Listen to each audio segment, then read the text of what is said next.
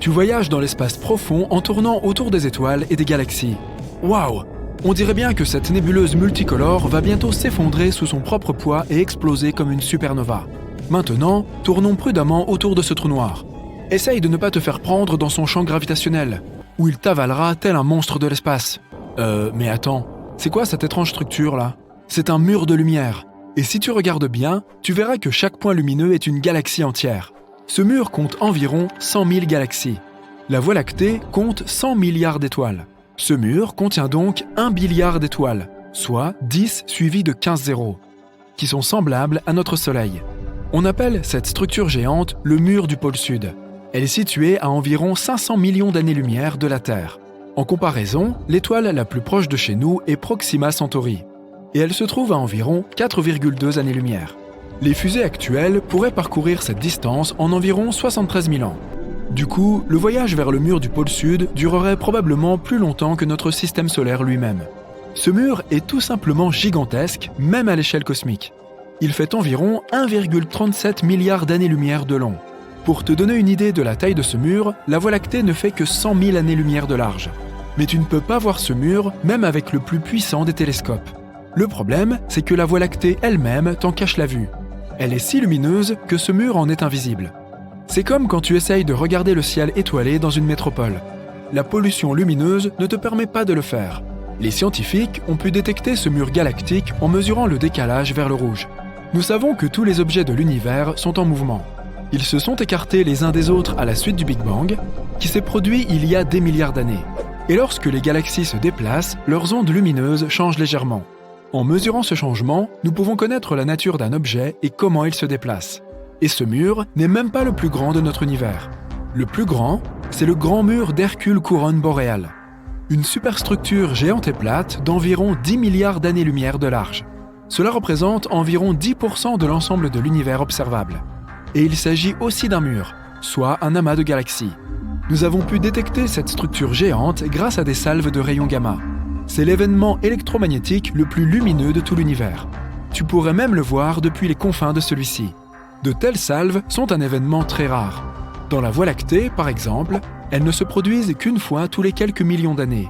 Si nous remarquons un grand nombre de salves de ce type en un court laps de temps et provenant du même endroit, cela signifie qu'on trouvera là de nombreuses structures semblables à la Voie lactée. Il y a énormément de galaxies dans l'univers. Une autre structure géante exceptionnelle est le Huge LQG, ou immense grand amas de quasars. Il fait environ 4 milliards d'années-lumière de diamètre. Il faut donc à un photon de lumière autant de temps pour aller d'un côté à l'autre de cette structure qu'il en a fallu à la Terre pour se développer de sa naissance à aujourd'hui. Et si tu mettais l'immense grand amas de quasars sur une balance, il serait 6,1 milliards de fois plus lourd que notre Soleil. Les scientifiques ont découvert qu'il y a au moins 73 quasars dans cette structure. Ils sont parmi les objets les plus extraordinaires de l'univers. Ce sont eux les noyaux actifs des galaxies. Au centre d'un quasar se trouve un trou noir supermassif. Ce géant dévore toute la matière qui l'entoure. L'immense force de gravité tord la matière autour du trou noir, formant un disque. Et ce disque est la source du rayonnement la plus puissante qui existe. Pour te faire une idée, le rayonnement d'un seul quasar est des dizaines ou des centaines de fois plus puissant que celui de toutes les étoiles de notre galaxie réunies. Grâce à ce rayonnement, nous pouvons détecter les quasars même à de très grandes distances. C'est pourquoi on les appelle aussi les balises de l'univers. Les scientifiques utilisent les quasars pour étudier l'univers et tout ce qui bouge en son sein. L'un des quasars les plus éloignés de nous se trouve à environ 13,1 milliards d'années-lumière.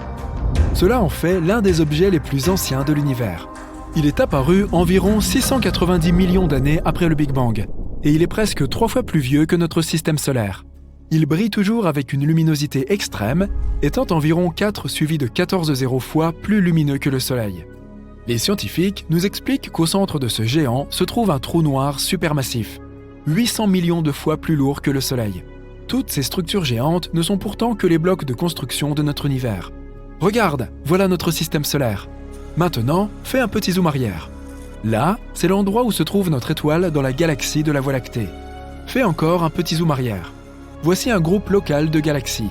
Tous les points brillants que tu vois là sont des galaxies. Voici Andromède, et voici la galaxie du Triangle, plus quelques douzaines d'autres galaxies légèrement plus petites. Elles sont toutes liées les unes aux autres par la gravitation. La taille de cette structure est d'environ 10 millions d'années-lumière. C'est 100 fois la largeur de notre galaxie. Encore un zoom arrière, s'il te plaît. Ceci est le super amas de la Vierge. Il est 20 fois plus grand que le groupe local. Il y a là environ 30 000 galaxies différentes. Et la masse de l'ensemble fait environ 1 suivi de 15 zéros fois la masse solaire. Zoom arrière, l'Aniakea. Cette structure est presque 3 fois plus grande. Elle comprend le super amas de la Vierge et d'autres amas plus petits. Et elle contient environ 100 000 galaxies. Ce n'est pas encore fini. Fais encore un zoom arrière. Voici le complexe de super amas Poisson-Baleine. Cette structure galactique géante contient environ 60 amas de galaxies. Il y a donc ici plus de galaxies que de grains de sable dans le désert. Allez, tu sais quoi faire. Zoom arrière. Ouf. Voici tout l'univers observable. Il y a plus de 500 milliards de galaxies. Et les étoiles? Eh bien, il y a environ 1 milliard de billions d'étoiles. L'univers observable a sa propre structure. Les amas de galaxies forment des chaînes et des murs, comme tu l'as déjà vu. Mais ces chaînes sont séparées par d'énormes régions de néant absolu. Ces zones sont appelées des vides. Dans ces endroits, il n'y a pas de matière du tout. Il y a moins de molécules dans ces vides que dans une salle déserte. L'un de ces vides jouit d'une réputation très mystique. Il s'agit du vide de l'Éridan, ou point froid. Il est apparu ici seulement 380 000 ans après le Big Bang. Il fait presque 1 milliard d'années-lumière de large et pourrait contenir des centaines, voire des milliers de galaxies et des billions d'étoiles. Certains scientifiques pensent que ce point froid pourrait être le résultat de la plus grande collision jamais survenue. Une collision d'univers. Il existe une théorie selon laquelle notre univers est une sorte de bulle. Une énorme sphère contenant tous ces murs et toutes ces chaînes de galaxies. Imagine maintenant qu'il y ait un nombre infini de ces bulles. Il pourrait s'agir de mondes parallèles ou de différents univers. Il y a de nombreuses années, une bulle s'est approchée de la bulle de notre univers. Leurs parois se sont touchées et les deux univers se sont connectés pendant un moment, comme deux gouttes d'eau qui se rejoignent. Mais cet univers a continué à bouger. La zone où les bulles se rejoignaient est devenue de plus en plus fine jusqu'à ce que le lien soit rompu et que les deux bulles se détachent l'une de l'autre. À ce moment-là, le deuxième univers a arraché une partie de la matière de notre bulle. Toutes ces galaxies qui remplissaient le vide de l'Éridan se sont retrouvées dans un univers parallèle. Des scientifiques ont avancé l'hypothèse que nous pourrions bien un jour rencontrer d'autres bulles. Mais voler jusqu'au mur supposé de notre univers prendrait une éternité. Et il faudrait encore plus de temps pour voler dans l'espace interuniversel. Nous devrons donc utiliser des portails ou des trous de verre. Voici comment cela fonctionne. Imagine une feuille de papier avec un point A d'un côté et un point B de l'autre. Au lieu de traverser toute la feuille de papier, nous plions simplement la feuille, de sorte que le point A se trouve juste au-dessus du point B. Il ne reste plus qu'à faire un petit trou et le voyage ne prend que quelques instants. Certains scientifiques pensent que de tels passages d'un univers à l'autre se trouvent à l'intérieur des trous noirs. Mais comment survivre si l'on tombe dans un trou noir? Il suffit d'en choisir un qui soit assez grand. Tout est une question de gravité. Imagine-toi en train de tomber vers un trou noir en ce moment même. Plus tu t'en approches, plus son effet est puissant. Il s'intensifie à chaque centimètre. À un moment donné, la force gravitationnelle qui affecte ta tête est beaucoup plus forte que celle qui affecte tes pieds. Puis tu te transformes en spaghetti. Miam! Mais si tu choisis un trou noir supermassif, comme ceux qui se trouvent au centre des galaxies, la force gravitationnelle augmente plus progressivement. Ils peuvent être des millions de fois plus lourds que le Soleil et beaucoup plus grands. Mais la force gravitationnelle sur ta tête et tes pieds sera presque égale et tu ne souffriras pas. Qui sait, peut-être que si tu réussis à survivre à une chute dans un trou noir aussi massif, tu te retrouveras dans un univers complètement différent où les lois de la physique n'ont plus rien à voir avec celles que nous connaissons. Mais pour l'instant, ce n'est qu'une théorie. Bien des questions restent sans réponse en physique. Comment la matière et l'énergie universelle sont-elles apparues? D'où vient la gravité? La liste est longue. Nous travaillons depuis des années à obtenir des réponses.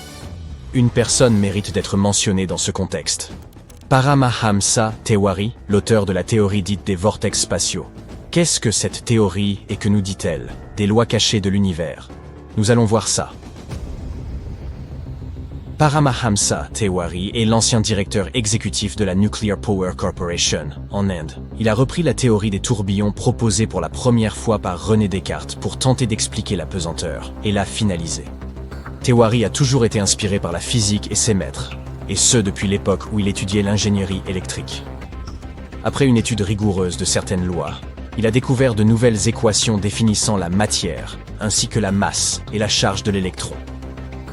Il a ensuite élaboré sa théorie des vortex. Cette théorie visait à expliquer certains phénomènes mystérieux, notamment la création de l'électron et des champs d'énergie gravitationnelle, électrostatiques et électromagnétiques, ainsi que d'autres choses. Elle décrit également les 6 lois cachées de l'univers qui sous-tendent notre monde. Mais tout d'abord, voyons cette théorie.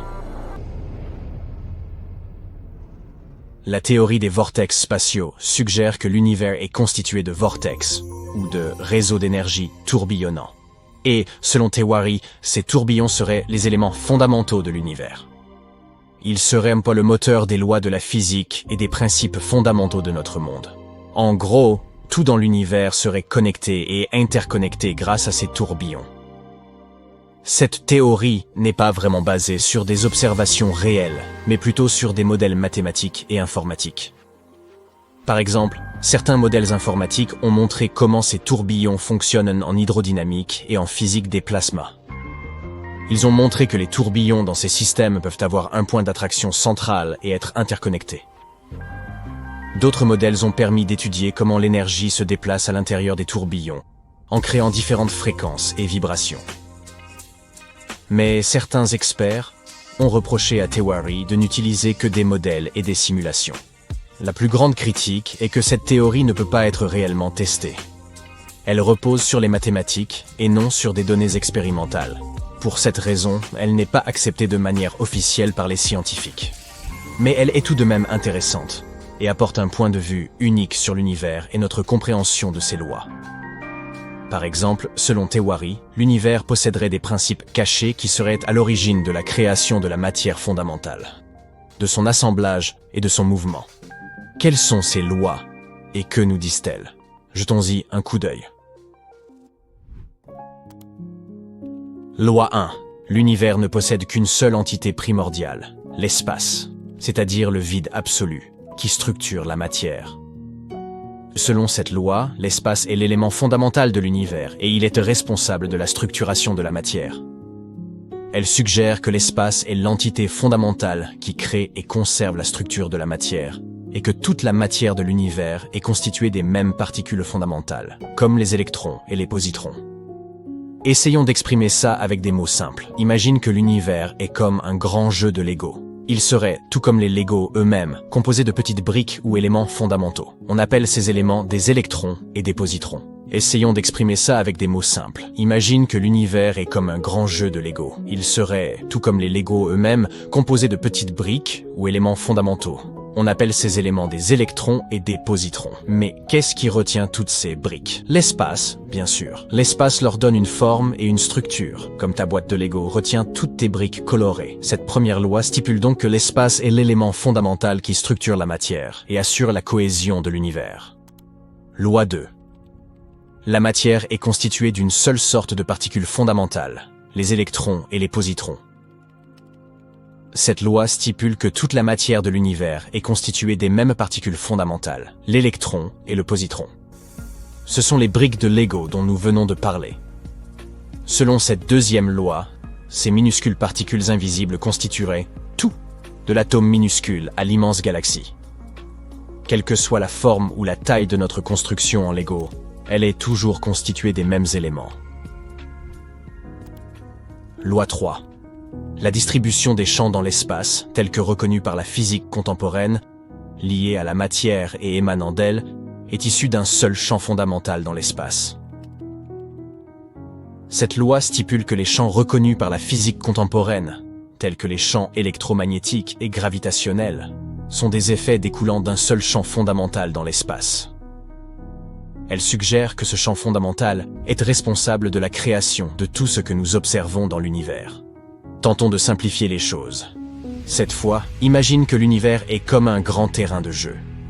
Les différents champs que nous observons, comme le champ gravitationnel et le champ électromagnétique, sont comme différents jeux présents sur ce terrain. Mais l'important, c'est que nous sommes toujours dans un seul et même espace fondamental, le terrain de jeu lui-même qui maintient tout ensemble. Selon cette troisième loi, sans le terrain de jeu, nous ne pourrions jouer à aucun jeu. Et sans ce champ fondamental dans l'espace, nous ne pourrions observer aucun champ dans l'univers. Loi 4. Il n'y a de vide dans l'espace nulle part dans tout l'univers, sauf au centre des particules fondamentales de la matière, électrons et positrons. Cette loi stipule qu'il n'y a pas d'espace vide dans l'univers et que tout l'espace est rempli par le champ fondamental, celui dont nous avons parlé précédemment. Les électrons et les positrons se trouvent partout, et même les choses que nous considérons comme vides, comme le vide, sont en fait remplies de minuscules particules. Selon cette loi, les seuls espaces vraiment vides que nous pouvons trouver dans l'univers se trouvent au centre des particules fondamentales, électrons et positrons. Loi 5. À partir d'une seule constante universelle fondamentale, toutes les constantes considérées comme universelles dans la physique contemporaine sont dérivables. Cette loi stipule que toutes les constantes considérées comme universelles dans la physique contemporaine peuvent être dérivées d'une seule constante fondamentale. Toutes les constantes de la physique sont interconnectées et peuvent être expliquées par un seul principe fondamental. Je sais que je t'ai déjà beaucoup demandé de te servir de ton imagination, mais sois patient avec moi. Cette fois-ci, imagine que l'univers est une grande recette de cuisine. Toutes les constantes de la physique, comme la vitesse de la lumière, la constante gravitationnelle et la constante de Planck, sont des ingrédients. Ils sont en grand nombre et tous très différents. Mais, tout comme tous les ingrédients d'une recette sont interconnectés et s'assemblent pour former un seul plat, toutes les constantes de la physique s'assemblent pour former l'univers. Et tout comme une recette a un ingrédient principal qui maintient tout ensemble, la physique a également une constante fondamentale unique qui maintient tout ensemble. Loi 6. La structure spatiale de la matière fondamentale sous-microcosmique se répète uniformément dans les structures spatiales des corps macrocosmiques comme les planètes, les étoiles et les galaxies. Cette loi stipule que la structure des particules fondamentales qui composent la matière se répète uniformément à toutes les échelles, des particules subatomiques aux grands corps macrocosmiques. Elle suggère que les mêmes principes fondamentaux régissent la structure de la matière à toutes les échelles. Revenons à notre analogie culinaire. En utilisant différents ingrédients et en les combinant de différentes manières, notre cuisinier peut créer de nouveaux plats. Ces plats seront tous différents, et ils peuvent être très simples ou très complexes. Mais en les créant, le cuisinier applique toujours les mêmes principes et les mêmes connaissances. De la même façon, l'univers crée différentes structures, des atomes aux galaxies en passant par les étoiles et les planètes. Mais il utilise toujours les mêmes principes fondamentaux pour créer toutes ces choses. Cette loi suggère donc que la structure des particules fondamentales qui composent la matière est répétitive et uniforme à toutes les échelles. Voilà les 6 lois fondamentales de l'univers, selon Théorie. Et même si tout ça n'est pas accepté par la science officielle, c'est quand même quelque chose de très intéressant.